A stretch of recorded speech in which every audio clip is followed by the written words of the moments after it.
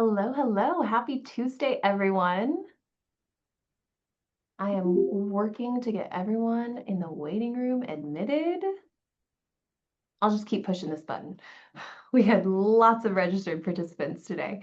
Welcome, everyone. My name is Courtney Bassett. I'm with the Employee Wellness Program Living Well, and I'm so grateful that you all are here today for our presentation with Dr. Steve Martin, who I actually had the privilege of studying under when I was an undergrad doing exercise physiology. So I give lots of gratitude to him for the role that I'm in now because he did help shape where I should go next after my undergrad career. So thank you, Dr. Martin. But Dr. Martin is a clinical associate professor and the associate director of the Huffines Institute for sports medicine and human performance here at Texas A&M. He does a lot of work in cardiovascular and pulmonary rehabilitation, as well as non-invasive cardiovascular stress testing. He currently teaches different courses on campus in cardiovascular stress testing, clinical exercise evaluation and prescription, which is one of the classes I had the privilege to take with him when I was a student. And his primary research actually focuses on exercise and lipid metabolism relating to cardiovascular disease and risk reduction. So we are super grateful for Dr. Martin's expertise and really happy that he is here to help educate all of us. And we will be doing an incredible giveaway in partnership with the Huffines Institute. So in that giveaway, we are giving away 14 complimentary DEXA scans, and those will be selected on a spin wheel. Thank you, Belle, for helping us pick our winners today. And we are going to announce those winners at the very end of today's session. So you must be present to win, and may the odds be ever in your favor. I'm going to turn it over to Dr. Martin. Thanks, y'all. Awesome. Thank you, Courtney. Glad to be here. I think this is an exciting topic, and I think it's an amazing advantage to include in all of our kind of health journeys as we kind of each find our own reason moving forward. So the topic was going to be talking about how we can utilize DEXA scans or dual X-ray absorptiometry in monitoring our body composition and our personal health. I've included in the cover slide, this is the old school way, the underwater weighing tank that we used to have in our old facility. Thankfully, when we come in, nobody has to put bathing suits on and dunk in the tank and get soaked and get wet anymore. It's a lot more convenient and streamlined. So just some topics that I wanted to cover with everybody and at least kind of hopefully cover some misconceptions and some myths. We'll talk about, why I think it's important that we have our body composition measured, some of the health implications of having an increased fat mass or body fat percentage, some of the terminology that might be out there that people might come across if you come through and have a body fat scan, some of the terminology that you might see on the reports. We can kind of cover that.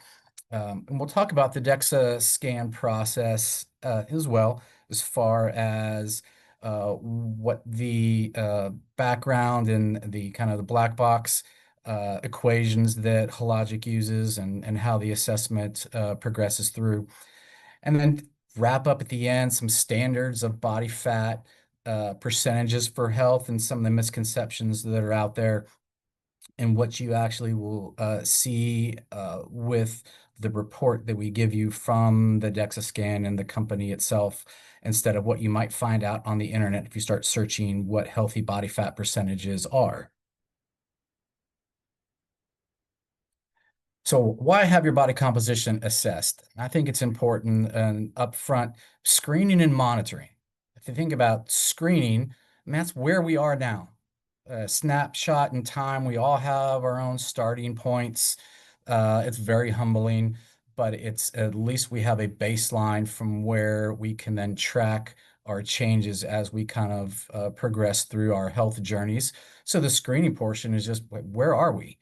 And then the monitoring side, which is, I think, the amazing side of this piece of equipment is, hey, let's do some serial testing, some serial measurements, chronic measurements, track your changes over the course of a year. And we'll talk about some of the benefits of being able to tease out and look specifically just at your bone density, look specifically at fat mass by itself, lean tissue or muscle, and track what happens if you're employing some type of new nutritional intervention, paleo, keto diets, or different intermittent fasting, new exercise program, taking advantage of the wellness works and what is happening as you start those. I think that's important. And of course, we use it for estimating healthy body weights. I put down here, we're going to reduce our body fat percentages. I think it's also most important to think about tracking your muscle or lean mass, and we'll talk about the difference in that definition as you progress through that journey as well. We can use the information that you get from your DEXA if you're working with a nutrition coach or a personal trainer. They like to have that information and make sure what they're doing with you and programming is actually working. We have the ability to monitor growth of our children and adolescents. They do make specific adolescent software that's specific for children or people under 18. We don't have that. I know we probably scan some people. A lot of our college students and athletes that are 18, we have to kind of adjust the date of births just to get comparison data from that. So that's one aspect. Classified disease risk, I think, is important. And then this last bullet point, tracking changes associated with aging as we go through the aging process and disease process. Two big ones, osteoporosis. That's the hot button topic. Losing too much bone mass, not only for women, it can affect men as well, so that's equally important. And another term that doesn't get talked about is much sarcopenia, losing too much muscle mass, especially as we age, the importance of we slow down a little bit on our activity. And it's that use it or lose it. And we want to make sure that we maintain as much muscle as possible. It is highly metabolic, and that's going to help. Think of a bigger car engine. We're able to burn more fuel. So that's one of the things when we're thinking about obesity or pre-diabetes prevention. So those are the, I think, probably the key most important reasons why we should utilize DEXA and monitor your body fat, body composition as we kind of make our way through our own health journeys. Some of the health implications, I'm going to list a few of them and highlight one or two key pieces of information, but typically the definition of obesity, the people still use this body mass index or BMI. And when you have your report done with us, BMI does still show up on the printed report, but typically BMIs a greater than 30 or higher is considered obesity. They use that currently with your physicians. I was just in with a pediatrician with my kids, and that still comes up. Basically, body mass index is your weight in kilograms divided by your height in meters squared. And we'll talk about why that isn't necessarily the greatest metric to use. The problem is, think about people that have a lot of muscle. Take your height, but you weigh a lot because you're extremely muscular, like Arnold Schwarzenegger back in the day when he was filming Conan. And those individuals probably have extremely low body fat, but because of that excess muscle, the BMI would list them as being obese. And so we've discounted that with some studies from our lab. Important to focus on compositional measurements like DEXA scan. Other people will use just straight up weight circumference. So if guys will use around the belly button, 40 inches or greater is considered a measure of obesity, 35 for women. So there's some rudimentary ways that we can use if you don't have access to a DEXA, but ultimately I think we're pretty cost effective compared to other areas around the state. But some of the other implications, heart disease, high blood pressure, we'll talk about diabetes, the importance of insulin resistance. Some cancers are now being tied to sedentary behavior or lack of physical activity, and then also increased body fat percentages. Osteoarthritis or joint problems, and of course, obstructive sleep apnea can all be impacted by increased body fat percentages, and hopefully we can make an impact in reducing some of these by dropping our body fat or fat mass and increasing our muscle or lean tissue. Just two things I wanted to highlight on from that. This whole idea of joint health, osteoarthritis complications, somebody that is significantly obese. This is an X-ray and an image of the skeleton and the body tissue. And as our skeletal system was not made to be able to support, excessive body weight when we see obese individuals. And you can see from the imagery here what the toll that might take on our support system, which is our bones and our skeletal system. So number one, it's a pretty important impact to have excessive body fat and weight might implicate that. And the other one was interesting. I got this that came through my time feed. Body composition has an impact on how we process caffeine. We all love love my coffee in the morning, but they did a study. They looked at women with over 30% body fat had a 4 times higher plasma caffeine level than leaner women. And so the idea, the background of the study was they were all given a certain amount of caffeine per body weight.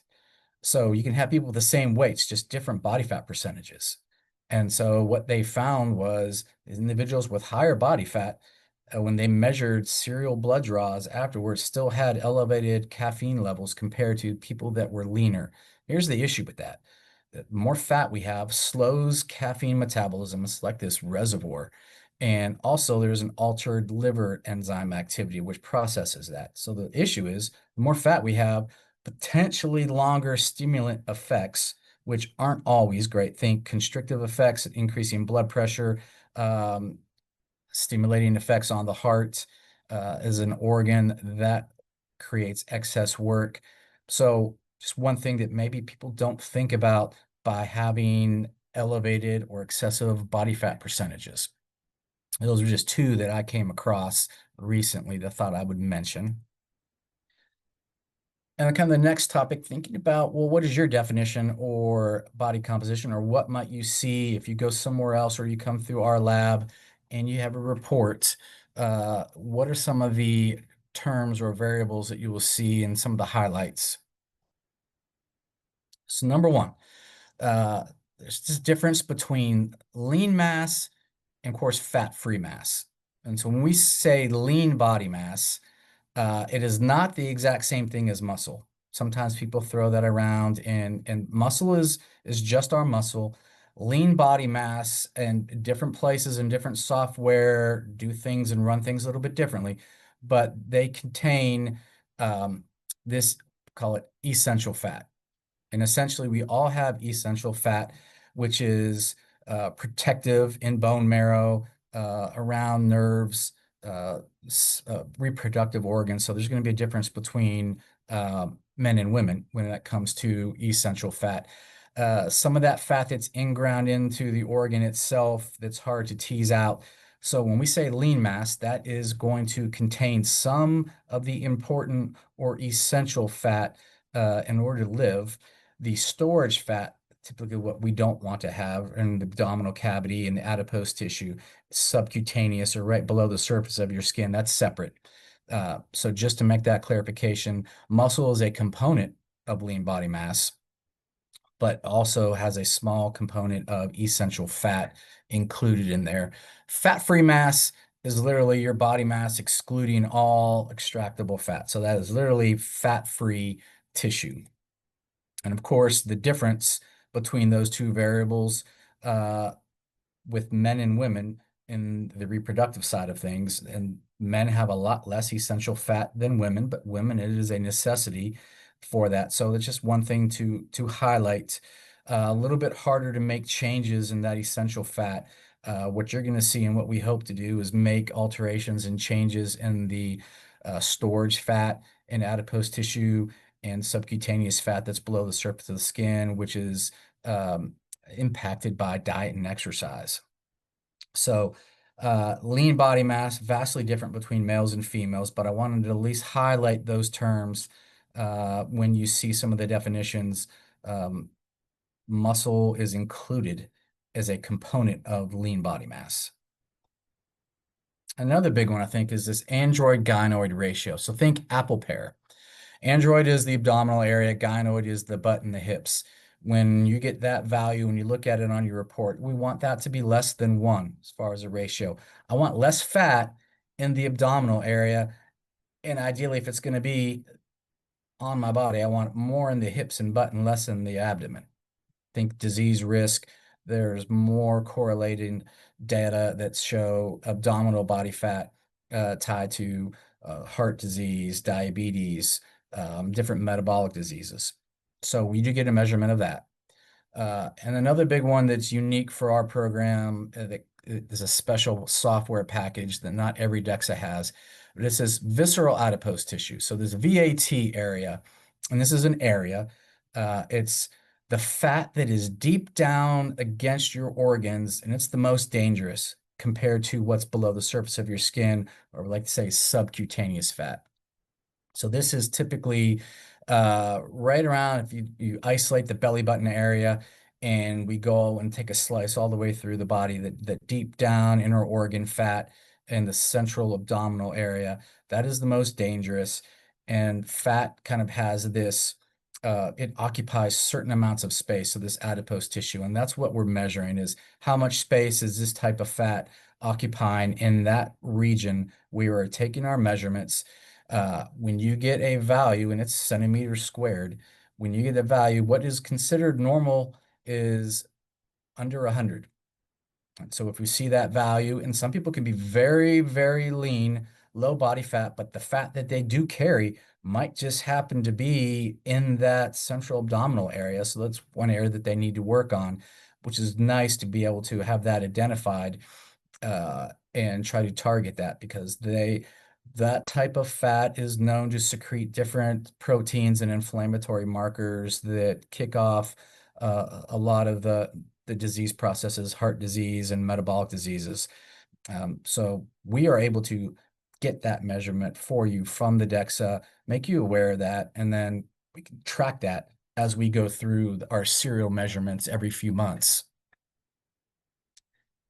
So there's a couple of the highlighted variables and terminology that you might see on our report when we go through that with you, and we have a packet that we usually give you on the way out after our technician explains everything.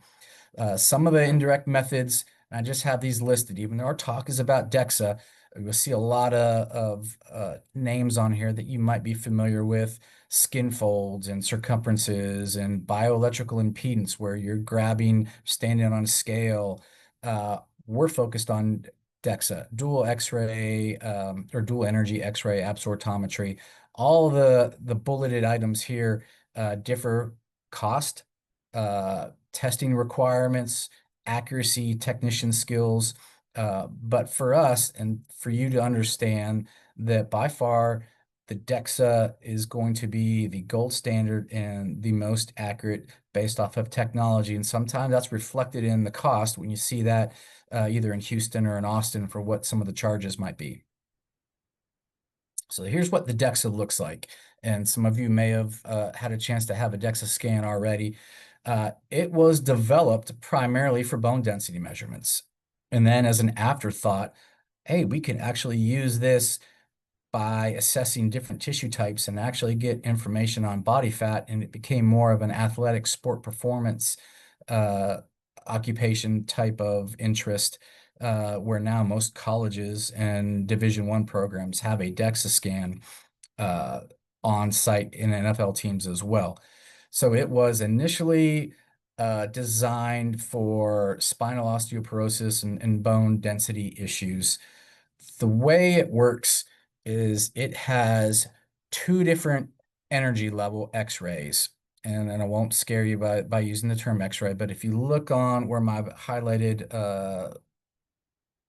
bullet is, under the bottom of the table, there is a generating source that produces these energy levels, and they pass them up through the table, through your body tissue, and is collected in a detector head that runs right above you. And the way it works is different tissue types, so bone, muscle, fat, have different densities and different absorption rates for these energy levels. And that's essentially the way that the technology works, is it expects an energy level to pass through a body. How much is, or what are the attenuation rates based off of that tissue type when it gets to the detector head, and then it comprises this imagery, and I'll show you what that imagery looks like at the tail end. But when we say energy level or X-rays, I don't have to have a radiology or X-ray technician badge to run the DEXA. We do have some signage that expresses radiation, but typically you would get more radiation exposure if you spent a good 3 hours this past Saturday mowing your lawn, right? You would have to have, and I put in here, probably 100 DEXA scans would be equivalent to one chest X-ray. So not nearly as concerning and worrying about radiation exposure to having this procedure done, but it is something that we do post, and different states are different. But the technology and the way it works is, you have one energy level that's absorbed by bone more readily. One's different the way muscle absorbs, and we take those two energy levels or energy rays as they pass through you and are collected in this detector head, and it processes everything. And we have a new system. This is the GE model. We have a Hologic that has a lot more detector heads, makes the process go a lot faster and a lot more accurate. So the software, as you see here, produces these images based off of how those X-rays were attenuated as it passed through your particular body. And I can get information off of that on your bone mineral content, skeletal health, your fat mass, thinking body fat percentage, the fat-free mass, and then also visceral adipose tissue, which we just discussed. And you can see these scans, and they're really nice because they have colorimetric imagery. So, the yellow or orange areas are more fat, the red is muscle, and the blue is bone. So you can see in this individual, the orange and the yellow more around the little love handles in the hip area and the thigh. And the cool thing is you can look at differences based off colorimetric changes from May to July in this case, and quite considerably less in July. So they made some great improvements with this particular scan. So the advantages of DEXA, the duration, because of the technology and the type of model that we have, and more detector heads, ours is 5 minutes. There's some models and manufacturers, GE, that might take, depending on the size of the individual and less detector heads, anywhere up to 12 to 14 to 15 minutes. So there are manufacturer differences. If you go somewhere in Houston and you had a scan on a GE or General Electric versus Hologic, there's different companies. Hard to make comparisons between two different companies because they do have some differences in their black box equations that they don't release. Client compliance is on your part very moderate. We'll talk about keeping you hydrated before you come in here and not wearing any compression type garments, but loose running clothing. And essentially that's outside of not eating for an hour and a half or so before coming in. Very minimal with what we want you to abide by as far as procedural instructions. Of course, all of our technicians have gone through the manufacturer training in our university's radiation training. And so we give you whole body imagery. The cool thing about the DEXA is I can also look at body segments. So the segmental composition that's provided. So I can look at right arm versus your left arm, right leg versus your left leg. We can look specifically at your trunk. So we can tell as you make changes for positive changes and negative changes, potentially where those are occurring. Are you gaining muscle in your arms? Are you gaining muscle in your legs? Where everything is occurring. That is all we're able to provide that information to you from the DEXA, and you can see that as well, and it gives it then a holistic measurement. I can also give you estimates of bone mineral density and thinking about osteoporotic risk. Now, this is from a whole body scan. So I tell people when we go over your results with you, if there was some indications that bone density might be a little bit low or a concern, tell people what this was based off of a whole body scan. Typically, the people that get followed for osteoporosis from with their physicians, there is a more accurate, more specific scan that we use. We might look at the areas that are more impacted by osteoporosis. So your femur head, ball and socket joint. So we'll look at your dual femur head, and there is a separate test that can be done for specifically for that, or the wrist. So before we would get anybody nervous and thinking that, oh my God, I have osteoporosis, we would probably have them talk to their physician and seek out those specific tests. And if those were abnormally low or a concern, then they start having those conversations. What do we think about? What is your calcium intake? Do you drink milk? Do you do any weight bearing or resistance type exercise that can impact increased bone mineral content? Outside of needing to thinking about any prescription-based medications that might help combat osteoporosis. And again, there's also for our machine, roughly 1% variability or error rate. So when you come in and you get a scan, you could be either a percent lower, percent higher. It's inherent in all pieces of equipment and technology that there's some range of a source of error that they have.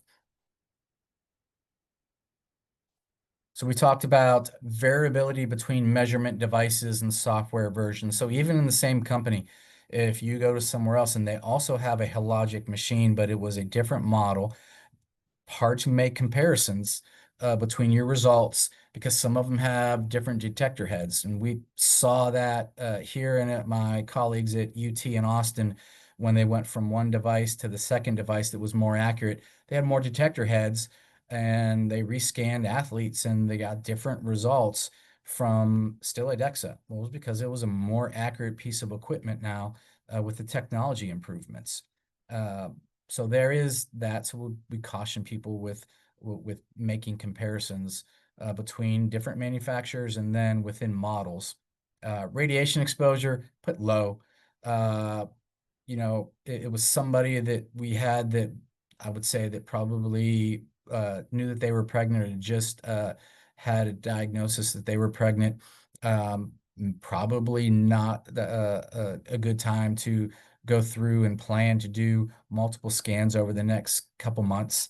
But for the most part, if somebody did get scanned, the amount of exposure again is equivalent to being out on a nice sunny day for about 3 or 4 hours. And then I put down here 100 scans is basically equivalent to one chest x-ray. So there is a pretty, it would take a significant amount of scanning to go on to actually see any type of real radiation exposure. We would have people not wear any metal or jewelry or tight clothing. So I mentioned the segment status that I can look at your arm and your right arm and your right leg in the trunk area. And when we think about that visceral adipose tissue area, it's specifically isolated on, we're thinking about vertebral columns and specific vertebrae where we go through the central abdominal area. So somebody that wears like Spanx or compression type shorts, that moves some tissue around. And so when you scan one time and you come in those compression garments and it pushes and it compresses your tissue and maybe moves some things up in different areas, and you get scanned and then you come back in 3 months later and you're not wearing those garments and we do a scan, again, the comparison mode is going to be impacted just because of the clothing that you wore and how you were moving some of the tissue around. So I just say, loose t-shirt, sport bras are definitely fine. And then just running shorts and try to stay away from any type of even for guys, compression type shorts or leggings. There is a scan area that you lie down on, and we can also pick out some scoliosis as well, based off of curvature in your vertebral column. We've done large individuals, and if they're not able to completely, and I say large individuals, it can be somebody that's a big power lifter, a CrossFit weight lifter that has big broad shoulders and big biceps and big shoulders. Arnold Schwarzenegger would probably have difficulty fitting into the scan area of our DEXA machine. So we have technology. It's a mirror imaging technology. For people that does happen, I position you to make sure I get one half of your body in the scanned area, and the software basically duplicates everything. For most of us, there's not very much drastic difference between our right and our left sides. Sometimes it's interesting to look at.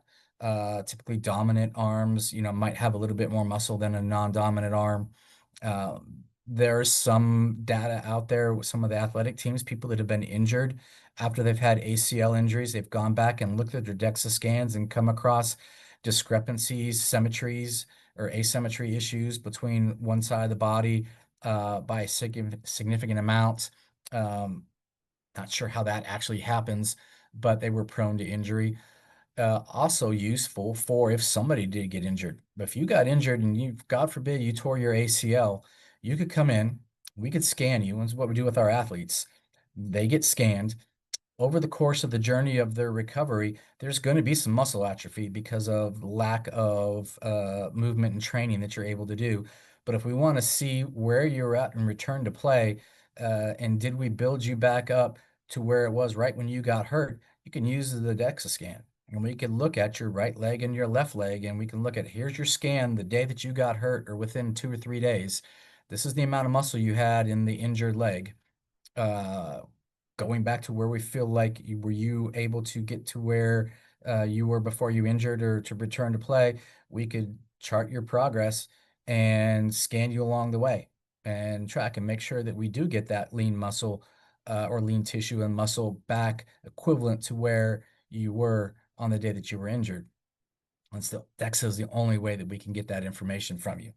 So that is another key piece of information. Let me go back.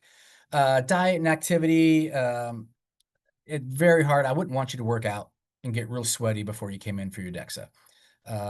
Meals potentially impact. So I usually have people in the morning or at least give me an hour and a half before or of no food consumption. I say hydration is important. And the hydration is important with all measurements of body fat, bioimpedance, skin fold, and even DEXA. Uh, so again, sometimes I've had people that uh, are physique competitors and bikini competitors and bodybuilders, and they'll go through a 2 or 3 week cycle where they don't take any carbohydrates in, and they're very restrictive on their diet. And as you burn the carbohydrates that you have stored, there's water that goes out of your body with that process. And it can make you look like you have less muscle than what you do. So if you come in dehydrated compared to your previous scan and it looks like you lost muscle, it's entirely possible that you didn't. But the scan and the technology does rely on hydration and body water and some of the measurement options that can confound that. So I basically say the day before you're going to come in for a scan, we try to make sure that you are diligent in drinking water because some people's interpretation of hydration is drastically different than what I might think it is. And to purposely be drinking your Nalgene bottle or your Stanley the day before, and then the morning of have some water and make sure you're drinking water before you come in and replicate that each scan that you do. For the most part, replicate what you do on the days of your scans to make things as most consistent as possible. And again, not a lot of exercise prior to your scan.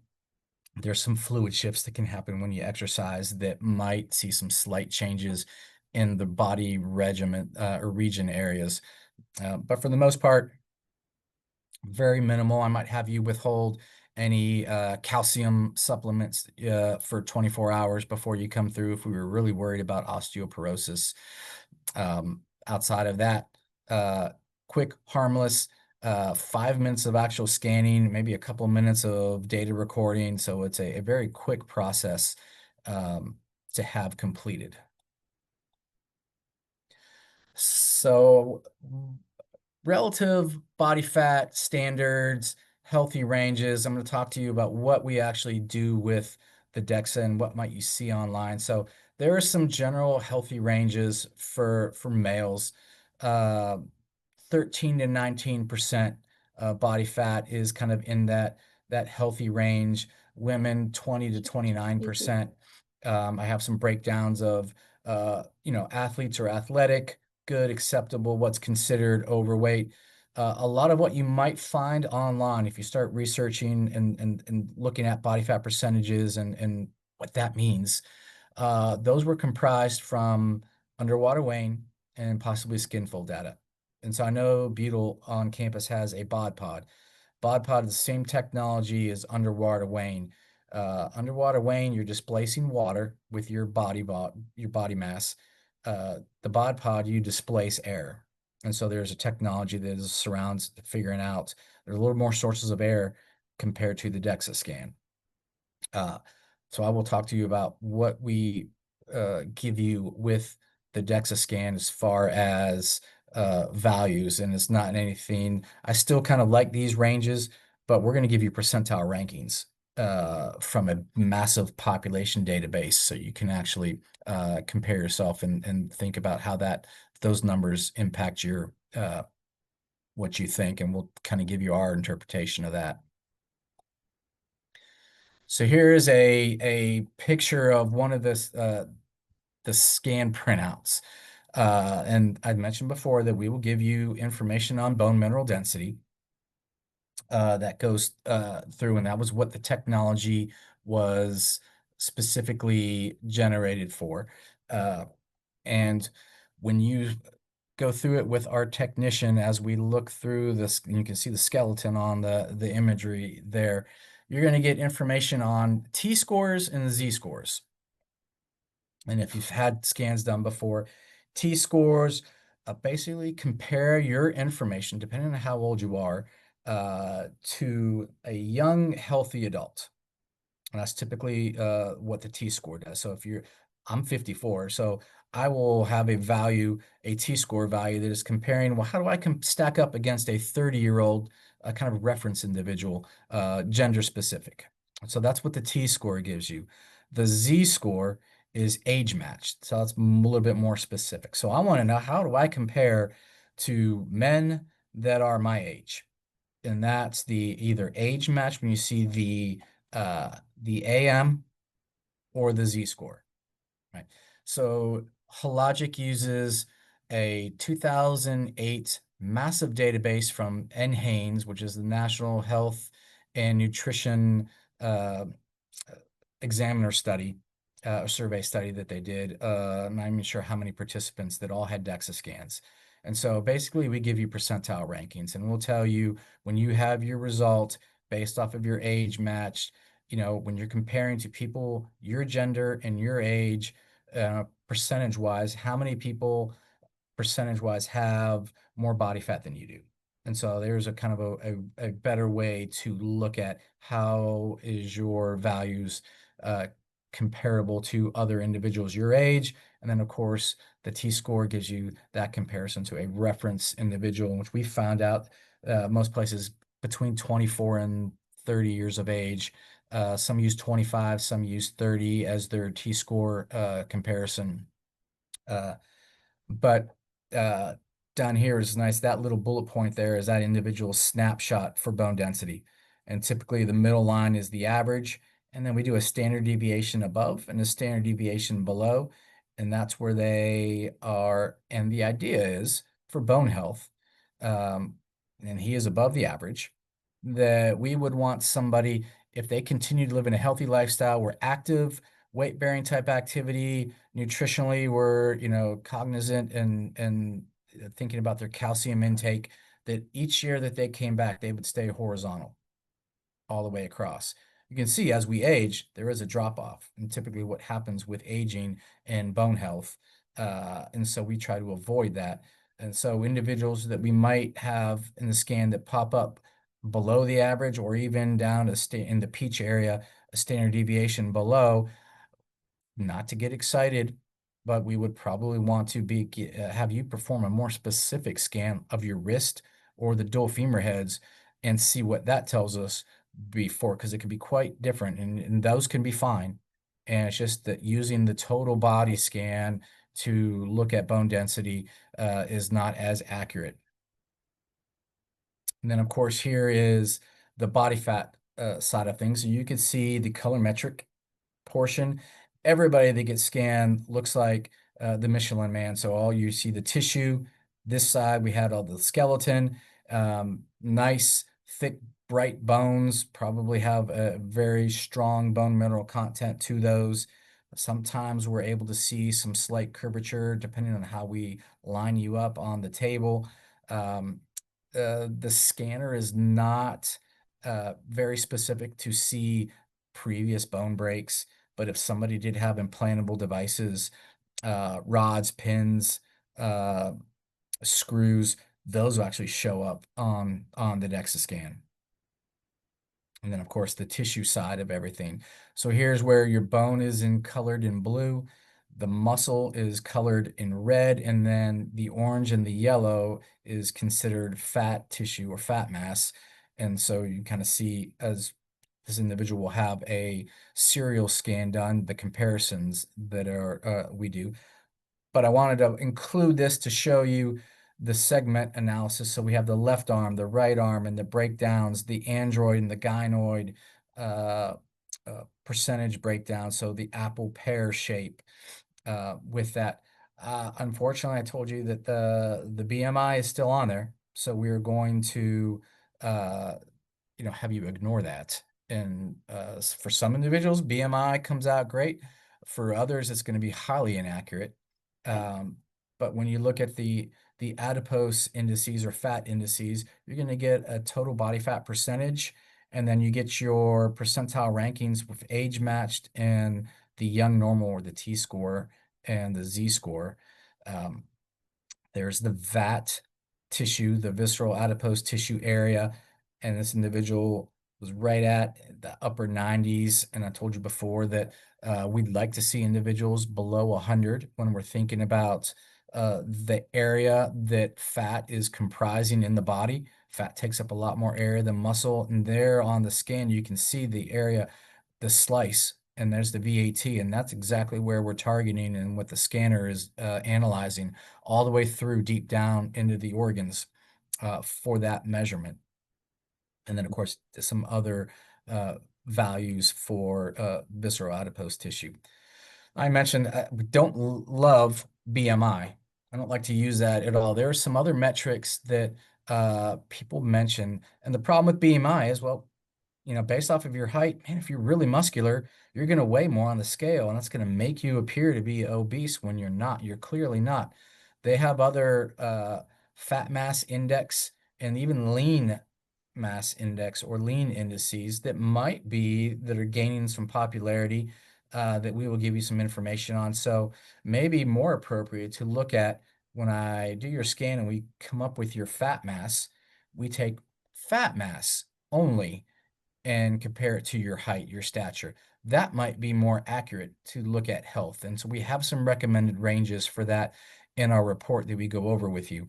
But that is a variable that's included in there. So some people like to look at that as an important value instead of BMI. And in addition to just the body fat percentage, lean indices. So the same thing, I can do lean tissue compared to height. And here's the thing. With an athlete, I don't want my cross-country runner stacked with muscle. I don't want them to, be like a bodybuilder composition when they're trying to run long distances. So sometimes that lean to height, depending on a specific sport, or if we're, master athletes as we get older and we're competing, it's maybe, not as advisable to put on too much muscle for the activity or the sport that we are performing in. But that is another variable that is sometimes used, and we have definitions for you when we get to that in our report. And here's what I think is the beauty of it is the comparison mode. And so you'll get the moment that you have your second scan, uh, and it will allow us to give you multiple scans that you have done. So you can see here this individual has almost 6 or 7 scans, and we can look at changes to your fat mass, changes to your lean tissue, changes to your bone density, and across the board on the bottom colorimetric changes. So you can see as somebody goes through each year for this individual that comes through how things progress visually and in color mode. So we can see again, the yellow and the orange is fat, the red is muscle, the blue is bone. And so you can see some pretty drastic imagery, people making some significant changes. But that's, the usefulness of it. When you just look, thinking about the scale, has its use for kind of randomly tracking and make sure things don't get too crazy. But for the most part, you can jump on a scale after 4 weeks and you drop 10 pounds of scale weight and you're jumping up and down saying, yeehaw, that's amazing. And then when you have a DEXA scan, you realize, well, that 10 pounds, you lost, 5 or 6 pounds of muscle, which is not a yeehaw moment. And so you can't determine that from scale changes. The second thing that we typically get is people, in a hurry or progress, uh, slight changes to the scale didn't drop as much, or it only went down 1 pound. But when we looked at the DEXA scan, we actually determined that you dropped 5 pounds of fat and maybe added a little bit of muscle from the previous time. And so that's not going to impact the scale as much, but compositionally, how your clothes fit, how you look, definitely those are changes in the right direction. So if I had somebody that was working out relatively on a regular basis, pretty determined and pretty purposeful, and we do your scan and we happen to notice, well, yeah, while you were dropping fat mass, which is great, we started to see some drops in lean tissue or lean mass. That's a concern. And you're doing the exercise side of things correctly. The other use is, well, if that's happening, it's got to be nutritional that's impacting that. And typically, what people do is they think, well, to make changes, I need to calorie restrict or not eat. They'll still work out like a bandit, but then they're not taking in enough calories. So the problem then is, and specifically protein, is a composition of that macro of that diet to be able to maintain your lean muscle while you go through this fat mass loss phase, which is what we want. And I want to hold on to your muscle. But if not, if we don't know that, we could progress too long and we realize that, oh, we're starting to eat into your lean tissue or your muscle reserves. And we don't want that. I want as much metabolically active tissue on your frame as possible. Allows you to eat a little bit more. So here's where, you can still eat carbohydrates and make positive changes in your body composition. You don't have to restrict those completely. And weight training type activities are an important part of the process. So I think that's some of the things with the DEXA that you're not going to get when you're just looking at the scale is really what's happening with fat mass. And here's the other thing too. You drop a lot of scale weight incredibly fast. It takes a lot of effort and work on the exercise side to mathematically lose a pound of fat. So when you see these drastic changes and a lot of supplements and everything, a lot of it's body water fluctuations, body water loss. So also, as a point I forgot to mention for our ladies and thinking about trying to time the cycle, your menstrual cycle, when you come in for scanning so that it's at the same phase or the same time, because there's a lot of that fluid shift can impact your results. But that's where I always tell my students, FAST loss is not fat loss. It takes a little bit more dedicated time to notice that, but that's what I want to track on here is your fat mass. I'll say fat loss, fat mass loss, not weight loss, to differentiate between the two. But I think the DEXA gives us your tool to be able to notice and see how are we doing on fat mass changes. Are we able to maintain your muscle or your lean tissue? Um, and there's a difference if people want to utilize this, and sometimes body fat percentages can be too low and it's unhealthy. And so we do want to look at that and say, hey, well, there's people when your body fat is too low. Here's where with our female athletes, then we have irregular cycles, oligomenorrhea, or total cessation of menstrual cycle that can impact, and there's where bone density comes into play, and osteoporosis impacts uh, thermoregulation, the dead heat of the summer, and how your body is able to thermoregulate and protect the core temperature is impacted when your body fat gets too low. So that's another aspect of things. But if people want to add muscle, just like a caloric or a calorie deficit is needed for fat loss, if you want to put on and gain muscle, you have to be in a surplus. It's hard to, at the same 2 or 3 week interval, try to do both at the same time. Can't be in a surplus and a deficit and achieve both. That's why you hear some people bulk or hear bulking season, or that I'm in a surplus and I'm going to gain some mass and then try to lose the fat afterwards. Uh, so protein intake is important part of your dietary selection when maintaining your lean tissue, the motor, as you kind of progress through. But I think those are some of the key things that the technology can provide for you, and is a it's humbling, and it's a great baseline to start. All right, here's your snapshot. Here's where I am. Now let's start the journey and see what's happening. Uh, and again, how often should you look at getting scanned? We can see changes in as little as 4 to 6 weeks, but I have some people that come in like every 3, 4 months is a nice, time span to track and just to make sure that not too much time. I mean, some of our firefighters and police officers come annually, but sometimes a lot of things can happen in the course of 12 months. So if we're trying to stay consistent and track that, maybe every 4 months, or maybe for you 6 months, I would say uh, we're pretty financially feasible with what we charge at the current time, and especially for A&M pricing is better than our pricing that we do for just general population out there, um, compared to what is charged in Austin or Houston for the technology. And so at the current time, even if you didn't win a free scan, I think it's beneficial, and the cost is fairly inexpensive for the technology. And that's all. I think it covered the highlights outside of when you actually have a scan. I mean, there's a lot more that we can get into, but I think that's what's included in the report and some of the specifics that we can go over with you. But I think for the most part, really, why should you have your DEXA scan? What is DEXA? And how it can be utilized as a health tool. Uh, Everything that I talked and covered are the highlights. Fantastic. Thank you so much. I do have some questions that are in Yeah. the chat, and I want to get to those before we get to the name drawing.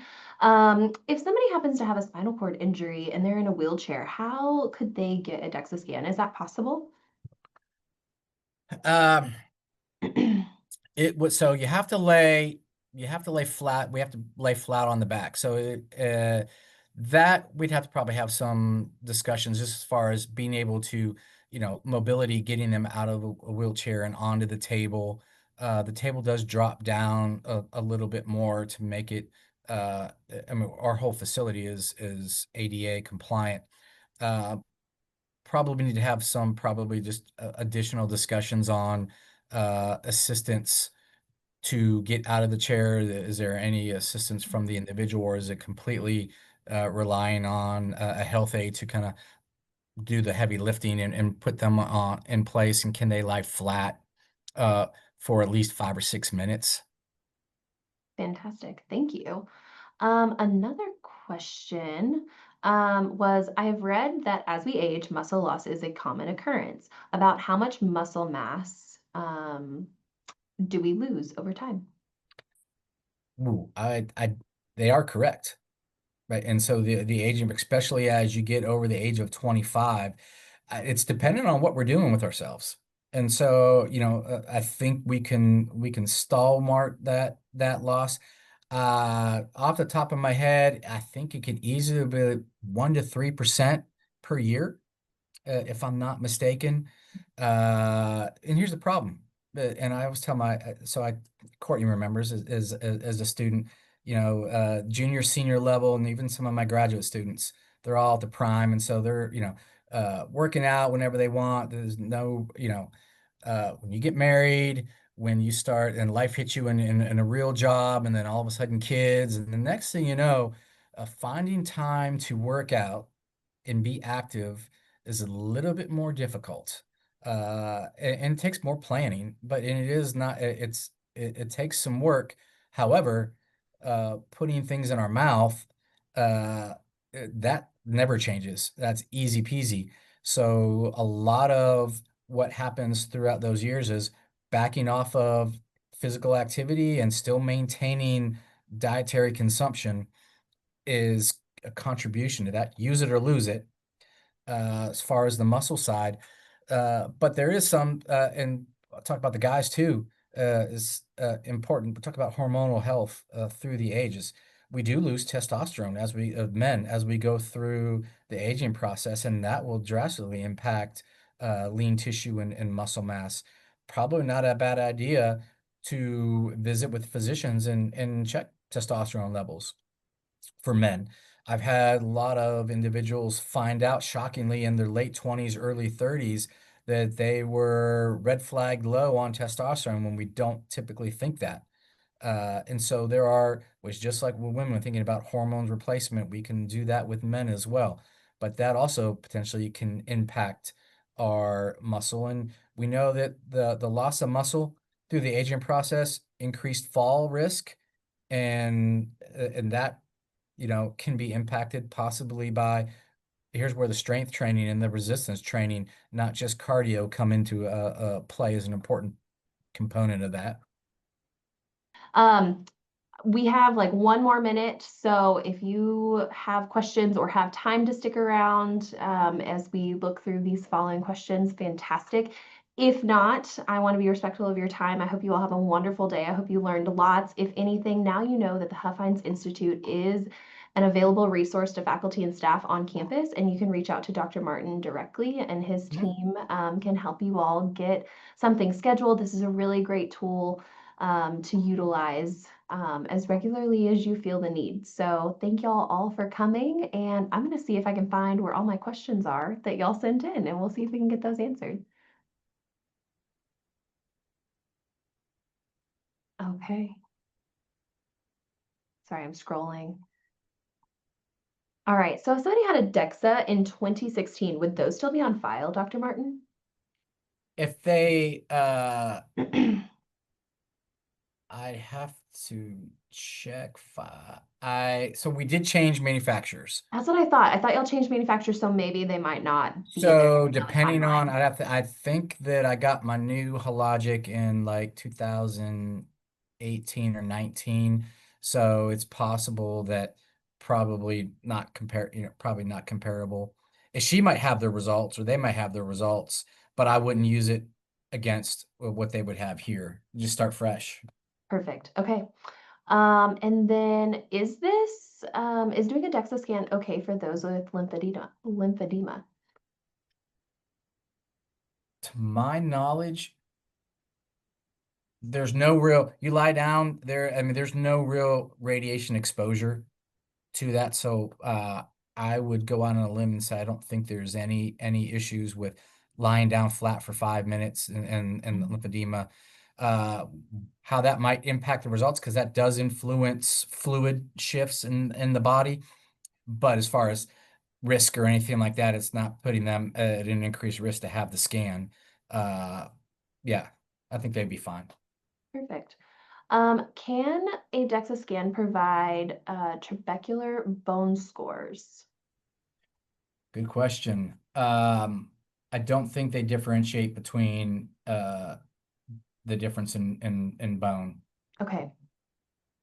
Let's see. Somebody did ask if there was a standard time recommendation of how frequently they should do a DEXA scan, and you did answer that at the end. So I typed that into the chat. You know, it kind of depends on the individual, their goals, and their availability to come in. Yeah, because a lot of it was cost for people, and and Yeah. and honestly, we used to do, back in the day, we would run some camps.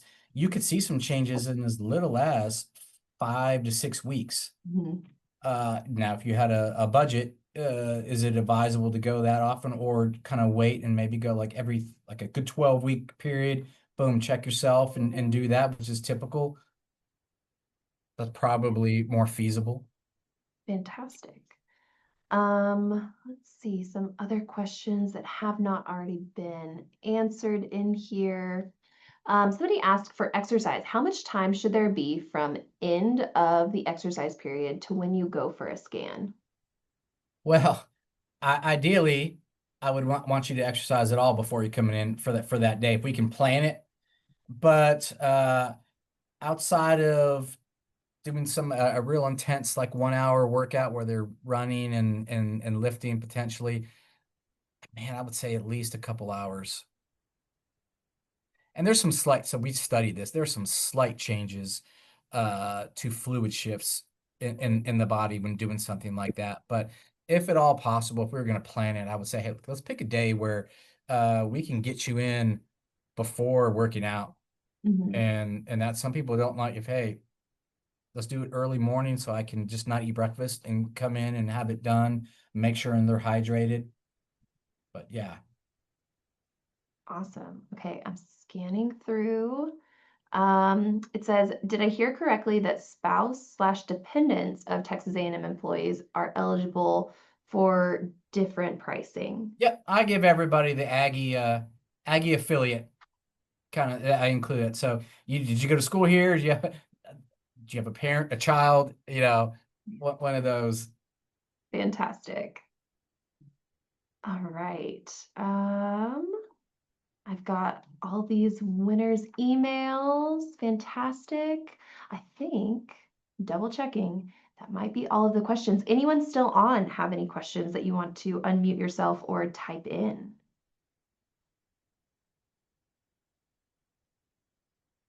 Hmm. Oh, it looks like Dr. Blackwell from University Health Services said that they actually updated to the DEXA scan as well. Oh, So they have those look at available that. for students. So University Health Services has a DEXA scanner, and you can work with their registered dietitian. And I say you being that is for students on campus. So if you work with students and this is something that they are interested in, you can point them to University Health Services for that resource. Let's see. Okay, and somebody did ask how much is the cost? And it is $75 Yep. for Texas. And yeah, at the current time, I don't see a price increase over the summer, but for A&M faculty, and just to give comparison, up in Austin and Houston, you're looking at close to $200 a Yeah, scan. yeah, So they're very pricey yeah. elsewhere, so we are very lucky.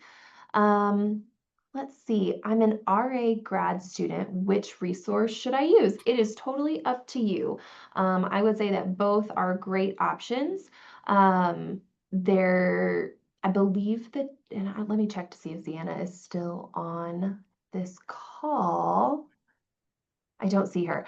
And I can confirm this and let you know, but I'm fairly certain that the DEXA scan for students is covered or partially covered with student fees, and it's a minimal rate for students.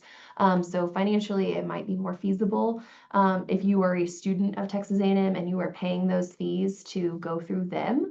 But if not, then you know that this is another resource for you as a student.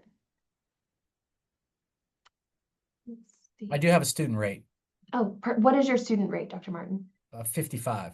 Okay, so those are really close, I believe. I would, so it really might depend on if you want to go to main campus or if you want to go to West Campus. Where's your parking pass? Yeah, and I don't know if and that includes any RD work for them. I don't have that. I mean, with ours, but Yeah. So we might have to look into what University Health Services provides more in detail, which I don't have all of the details on, but we have two really great resources on campus. Yeah. So.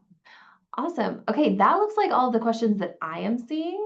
So I really appreciate your time and sticking around to answer some questions. No problem. Courtney, somebody did ask Oh, about how to schedule. I saw it just kind of pop up. yep. Outside if they didn't win, and you can provide by just emailing me, Mhm. and then essentially I will get with our technician and we will reach back and schedule. Perfect. And then I just got another question.